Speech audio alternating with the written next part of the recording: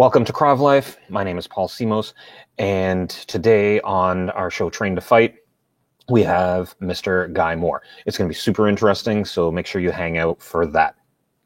All right. Now, did you know that we've created a community just for Kravists? All right. That's right. It's the Krav Life Community Network. So it's where Kravists can get together and discuss different aspects of Krav Maga and network with each other, make friends, right? So if you want to join the community, just go to mykravlife.com and click the community link, and you can see all the stuff that's posted in the community and join the community for free and start networking with Kravists from around the world. All right, so without further delay, here is Mr. Guy Moore.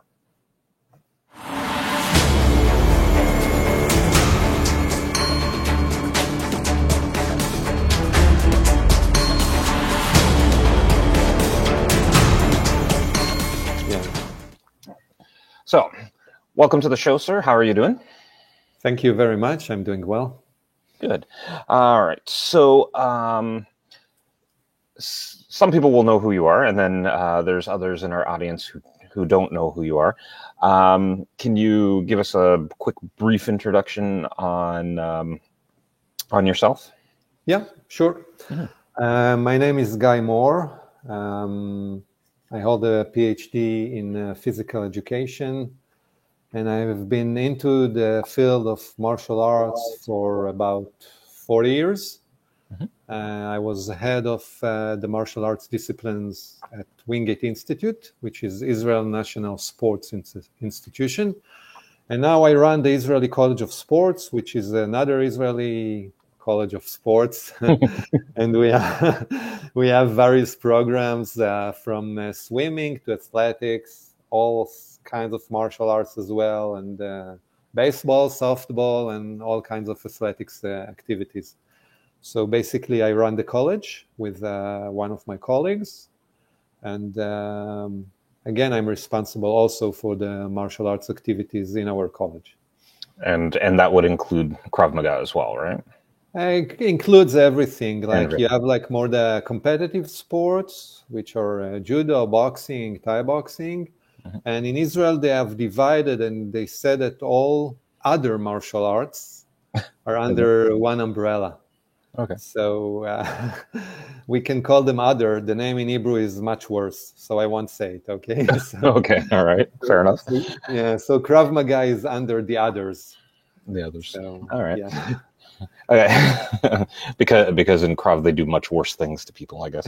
Yeah, it's not competitive, so right. They put it under a different umbrella. Okay, that makes sense. So how did you get started in this field? Like how long have you been doing martial arts? Like, where did it all start? Okay, so actually, I started because of my mom. Okay. When I was about 10, she decided that I need to learn how to defend myself, even though I was always one of the tallest in my age group. She decided that when you live in Israel, you have to learn self-defense. So her and my dad sent me to study some judo. I did judo a few years and then stopped for a while, did lots of other activities. And then around the age of 14, I started to take karate. Okay.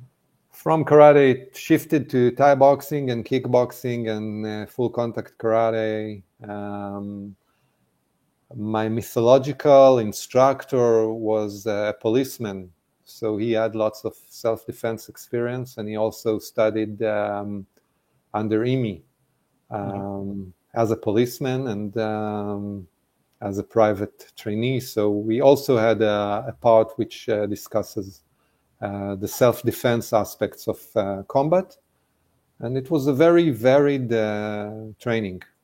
Mm-hmm. So kicking and punching and grappling on the ground, everything. They didn't know the term MMA back then. Okay, right. So my instructor used to call it Kankido, which is a combination of karate, kung fu, and aikido. So he said, every martial arts with a K, we do it. So Just to Nice. throw anything in, and this is what we did. Okay. And then how long did you do that, like the karate for? Like, how far did you take your karate training? I took it and I became a professional athlete.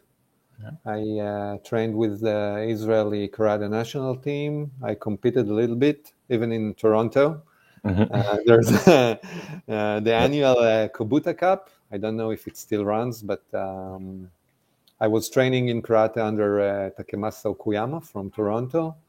And every year I used to come to Toronto for a few weeks and train with him and with some other scholars, martial arts scholars like, Wally Slokey, which was Okuyama friend. So he organized for me to train with Wally as well, or Paul Biafor a little bit. And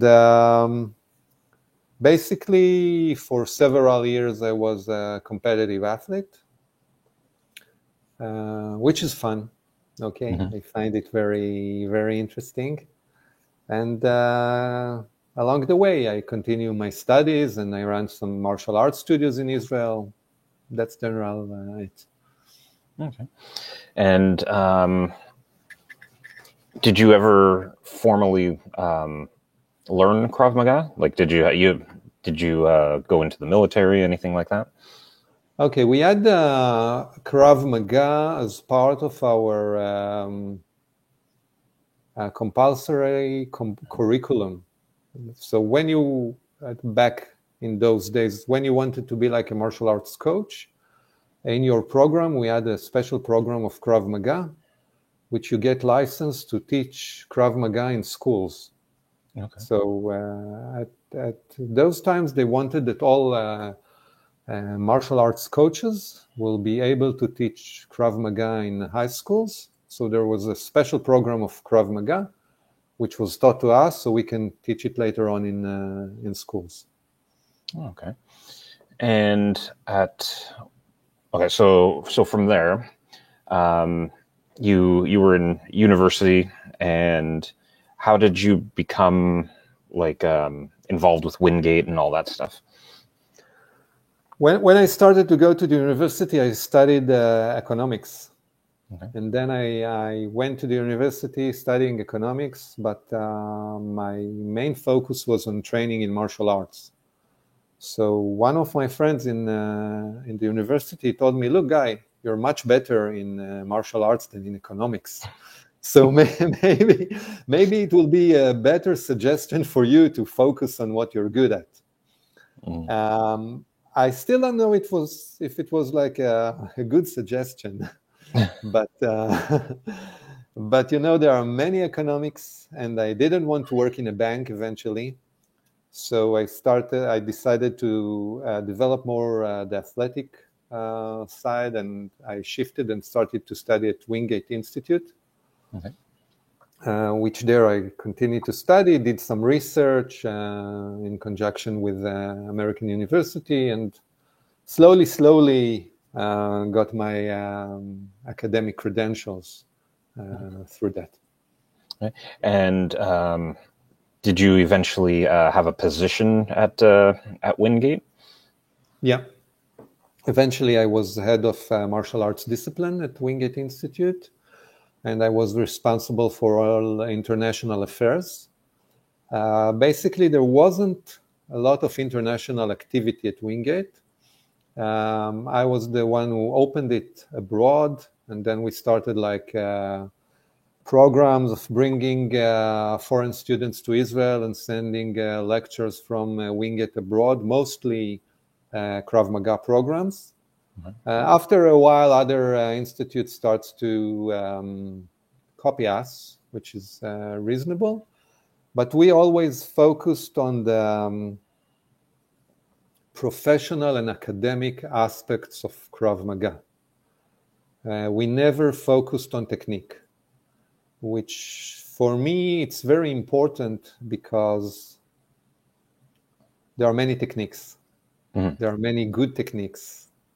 And we cannot argue too much about the technique because, two people, three opinions.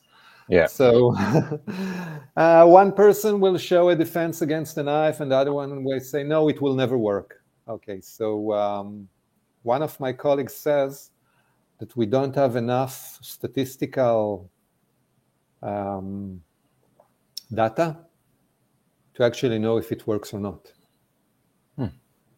So, yeah. So If you want, I can elaborate, but yeah, oh yeah, for sure. I'm actually interested in what you mean and what you were actually focusing on then, if it wasn't technique.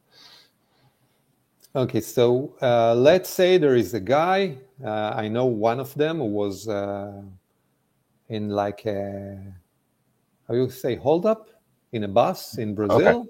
Yeah. Like a guy came and put the gun and tried to rob him. So this guy is a Krav Maga expert, and he succeeded to control the gun. Okay, and get out of this incident without any damage. Right. Who says that this technique is best? It was good in this specific situation with this specific Krav Maga expert and the other robber, for instance. We cannot know if this technique will work when you have 100 robberies. Okay? And you don't have enough data to analyze it because the situations are always changing. And when you're talking about science, all the parameters needs to be the same.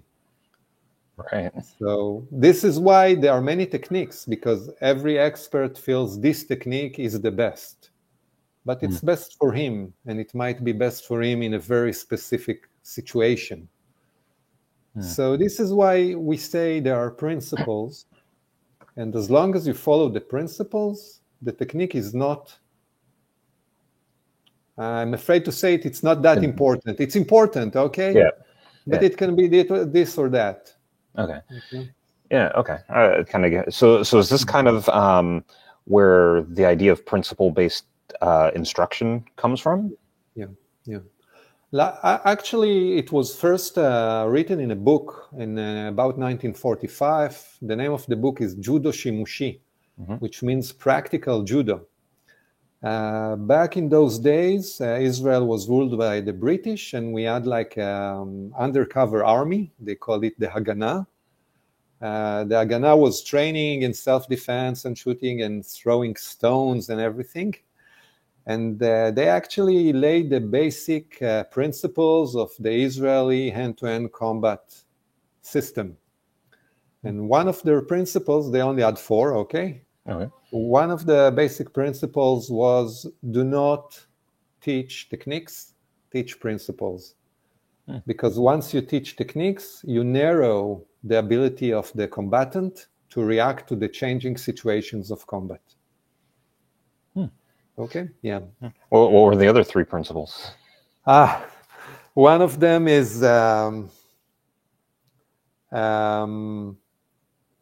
self-defense is for real combat. Okay. And use whatever you can to win the fight, as well as cunning techniques. Okay. The other one was you should always act first and be the first one to attack, because attack comes instead of defense. And I really don't remember the 4th one. It's okay. So, but obviously the idea of principle-based teaching that's where you guys kind of focused on with Wingate. So what sort of principles were you guys promoting? Like, what were the principles you were hoping that Krav Maga instructors would adhere to? Okay, first of all, I think that we must understand that when you say Krav Maga and I say Krav Maga, we're not exactly mean the same thing. Okay, and just to be crystal clear, Krav Maga is a term in Hebrew which means contact combat. Yep. During the years, people say Krav Maga and they mean like a style in self-defense. But judo is also a form of Krav Maga. Right. This is why there are guys in Canada who are actually judo experts, and they teach Krav Maga, Israeli guys under the name Krav Maga. Right. Okay. So without saying any names. Okay. Mm-hmm. So when we say Krav Maga, there is civilian Krav Maga, mm-hmm. there is military Krav Maga, or let's say more security forces Krav Maga, and they are not the same. No. So instructors must understand who they teach, mm-hmm. and it's not the same. Like if you teach Krav Maga in the army, the soldier cannot run away. No. If I teach Krav Maga to civilian, the first thing I tell them is run away if you can. Mm-hmm. So you have like basic principles, as it's always better to attack instead of defense, and this has also like a scientific approval for it, because once you wait for someone to attack you, your reaction time slows down. Okay, so it's interesting, like if you are in a confrontation and you're waiting for someone to attack you, so for the first milliseconds or so, all your senses are ready for the attack. But the longer it takes, your reaction time drops down. So actually you become slower. So it's better for you to attack first. Okay. That's also good advice for the bad guy. Wait to attack. Yeah, if you want to attack. Like in the movies, if you want to shoot, don't talk. So yeah, you don't give a big long monologue. Yeah. So if you like in a real life threatening situation, either run away or either act. I don't like to say attack, because attack is not always the best solution. You have to consider all aspects of what you're going to do, and everything in a millisecond. So I'm really not up to giving advice through like an internet interview. Yeah. Oh no, not a problem. So I guess you could say the first principle that you talked about would have been the instructor needs to know who they're teaching, and then to react quickly would be the kind of like the second one. What are some other general principles that you like to talk about? Yeah, if you act, we say in Israel, we call it the switch. Like you have to understand that if you act, you cannot semi-act. Like it has to be all out. Like the Tesla.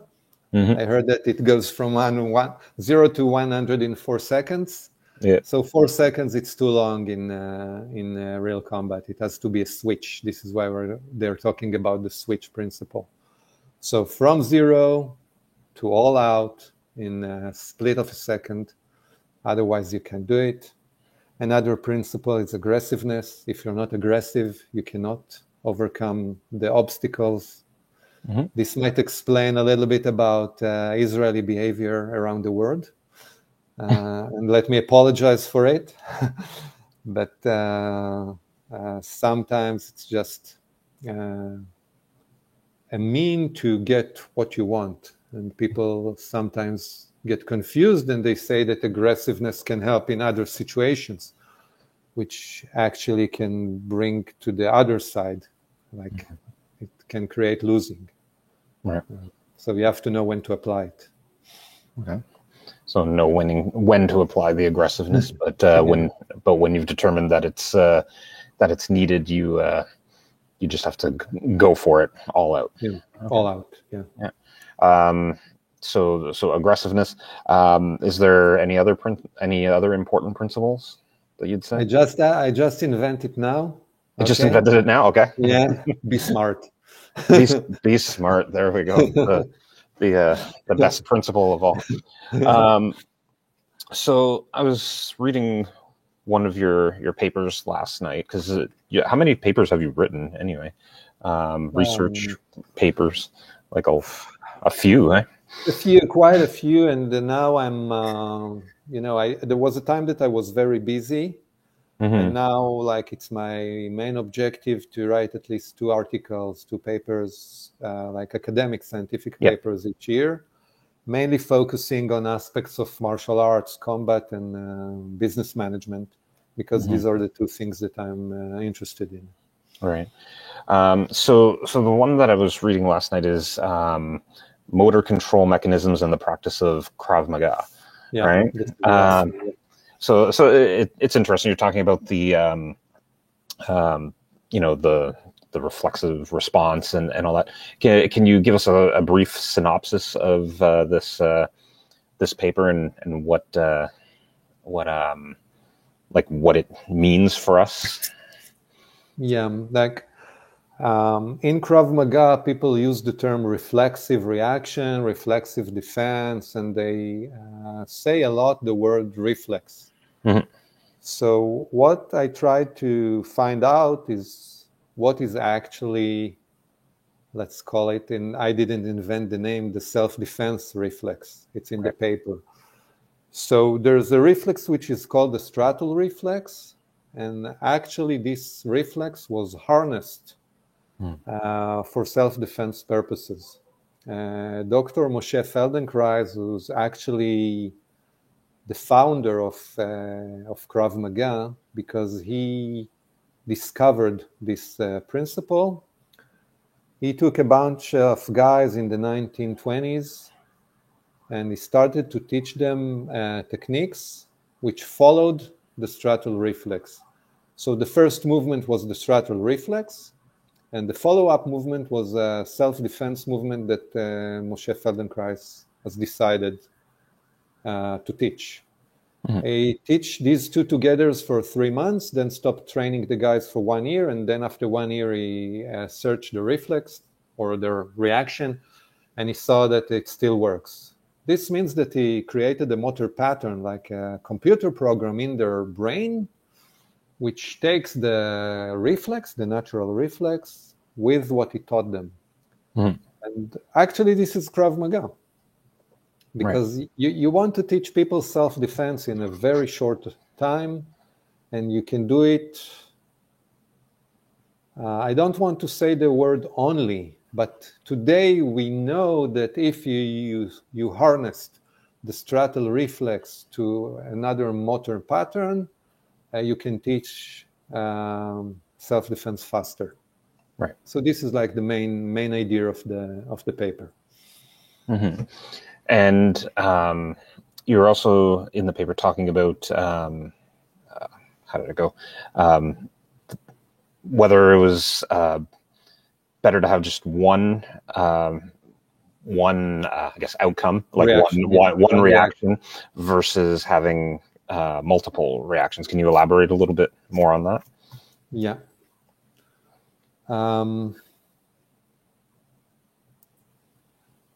Hicks' law, which is again scientific law, says that the more options you have, your reaction time slows down. Right. So in every sport you have, like serious coaches tell their athletes, do. Right. Like do something, especially in ball games. You know, you play basketball and you have the ball and you think to throw it to the basket or move it on to someone else. Now this position that you hold the ball and you need to decide between many options, and you have like 4 other plays and you have the adversaries and you have the basket.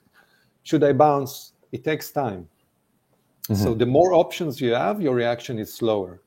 So if, for instance, I teach you only one defense against gun threat, right? So you won't have this delay because you have only one option.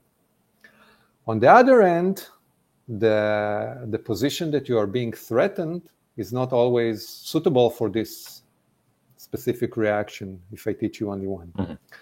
So this is like the balance, you know, when in military Krav Maga or more say security Krav Maga, when you don't have lots of time, you try to teach one reaction which will cover as much bases as possible and give optimal results, not the best results. In civilian Krav Maga, you have lots of time, so you can teach many techniques. Right. but it comes always on the account of slowing down your reaction. So this is the balance, yeah. And so do you, does it help the student, like, let's say, I know there's some Krav Maga instructors are trying to teach like one technique that encompasses a bunch of scenarios, so like a bunch of different attacks.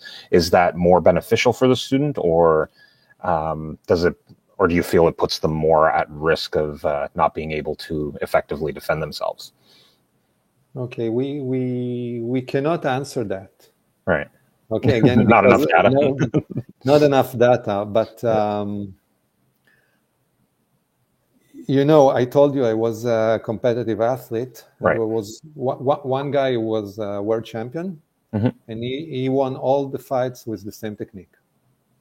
And everyone knew that he's going to have this special kick with his left leg. No one could do anything about it. One technique. Right. Okay, so I think that, again, it's a matter of your purposes. So if you train in Krav Maga for your physical fitness and your self-confidence and for mental reasons, and you're going to train in Krav Maga for 10, 20, or 30 years, so it's reasonable to learn many techniques. First of all, because it's fun. You don't want to do 20 years the same technique. No. And the chances that someone will really point a gun at you, it's not that big. No. Okay, so I don't think that you train in civilian Krav Maga because you're afraid that maybe once in your lifetime someone will put a gun at you and you won't be smart enough to hand them your wallet. Okay? But if on the other end you're like a security personnel, and it's a very short qualification process, so again, one technique which is executed good, even though it covers like 50% of assaults, it's better than start in a short period of qualification time to teach many techniques. This is my opinion. So I guess that goes back to the very beginning when you said we have to know our audience, like we have to know who we're training, right?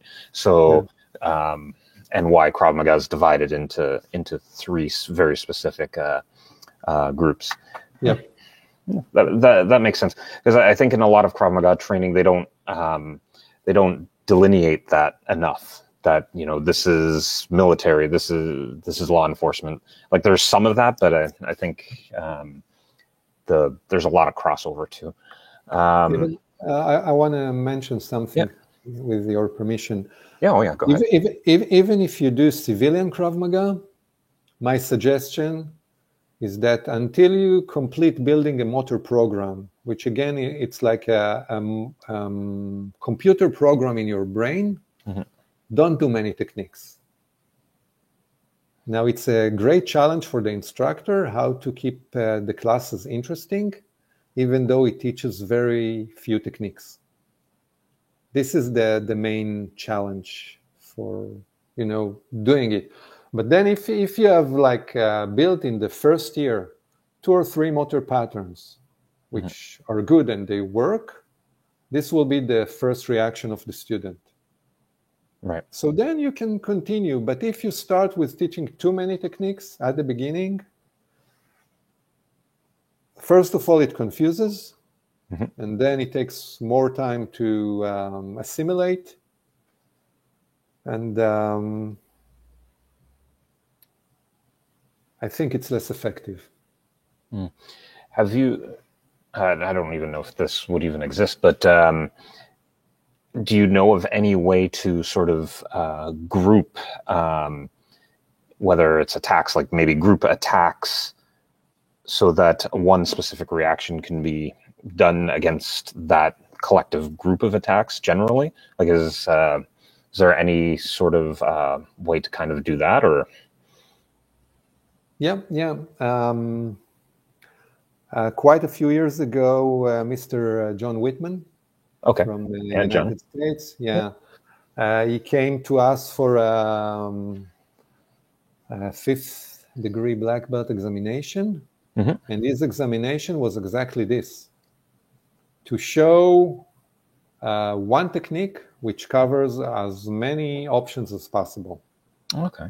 Okay, so he chooses his technique, and he Mhm. shows how this technique can cover knife attack and stick attack and hand attack and leg attack and on the ground. And it was very interesting, and he did a terrific job. Mhm. But I think each instructor needs to think and try for himself, because every instructors know various techniques. So yeah, just have to search and find for yourself what is best for you and best for your students, and how you're going to teach it. I'm gonna have to. Wish I'd known that when I had John, when I had John on the show. I have to get him back on and ask him about that. It's that a very test. simple technique. The interesting thing is the application. Yeah. No, it's not about the technique. Again, it's the application. Yeah, the application of it. Yeah. All right. So. You will need to call John again. Yes, I will. I think I am going to reach out for him again. That's a very interesting topic. So you said something at the very beginning when you were talking about Mr. Feldenkrais, that he was the founder of Krav Maga, right? Yeah. And I know that a lot of our audience is going to be going, wait a minute, I thought Imi was the founder of Krav Maga. Can you elaborate a little bit more on that? Okay, yeah, no problem. Imi is the founder of civilian Krav Maga. Mm-hmm. And there is no doubt about it. Imi was the leading figure of Krav Maga training in the Israeli Defense Force. And towards his retirement, he started shifting this military self-defense combat method into a civilian martial art. Mm-hmm. Imi is the founder of it. No question about it. Right. The only thing is that when Imi came to Israel, and I think it was 1942, there was already a structured method, which was back then called KAPAP, face-to-face combat, which was originated from Sport Magen, okay, which is another, and which was originated from Feldenkrais' discovery of he called it unconscious reaction. What we know now, following my last paper, is that this unconscious reaction, which was identified by Feldenkrais, is actually the straddle reflex. So if you're looking about the chain of event, so Feldenkrais, after his discovery, he got like a 3 years budget from the Haganah, the paramilitary organization, to teach the Haganah member this specific method, which he developed. Mm-hmm. Later on, he was followed by Gershon Kofler, Yehuda Marcus, Meichel Horvitz, and many other guys. Each of them donated something to this discipline. It continued to evolve until it reached Imi, who again continued to contribute for the evolvement of this method. Mm-hmm. But actually, the method was developed in 1920 by Moshe Feldenkrais. Yeah, so I read in your, I'm trying to look it up here, the book Teaching, what was it, Krav Maga, Teaching and Sport. Teaching Without. Well, it's Teaching Without. There we go. Yeah. Couldn't see the cover on my my phone. So in that book, there's an introduction, right, and it talks about that, correct? Yeah. So anyone that wants to read a bit more on that is that a good place to get that overview? Yeah, and also on the web, if you look for some papers that I wrote, I can send you the link later on if you want to share them. So sure. There are some more like academic research. The intro to our book, the book was written by me and my colleague Abi Moria. So the introduction is written by Moti Nativ. Yep. Moti Nativ is a very interesting person. He's a follower of Moshe Feldenkrais. So actually, because of him, I started to research this matter, because he gave me like the heads up, and he says, "Look, there's this and this. Everybody say that Imi created Krav Maga, but actually, it's not that accurate." So for me, I said, okay, I have to search for it. So I went to the IDF archives and the archives and did a lot of research for about 3 years, trying to reach actually the bottom of things. Mm-hmm. And gladly, yes, we found the actual timeline of things, and it was published scientifically, meaning it was validated according to academic criteria. Yeah, that is cool. I've seen your presentation on it before, and it was completely fascinating, because it's not so much a line, like a line of succession where it goes from this person to this person to this. It's more like a web with lots of different influences. Yeah. And which makes sense, right? In how it would develop. But yeah, so Imi was the founder of civilian Krav Maga, but he adapted the base that was already there from Kapap. And when did the term Krav Maga actually start coming into common use? Okay, so actually in the first years of the Israeli Defense Force, they use several terms together. They used to call it Kapap, they used to call it box, and all kinds of names. And gradually towards the late 50s, the term Krav Maga started to put down roots. Now, it's interesting because at the beginning, they used the term Krav Maga, as I said before, as combat contact, as a word, not as a name of discipline. Right. That's it. So gradually around 1956, 7, 9, towards the late 50s, it started to be more Krav Maga. And then from 60s and so on, it stayed Krav Maga. Well, that's cool. Yeah. So, and then now it's almost like the name of a system rather than still like in the rest of the world, especially here in North America.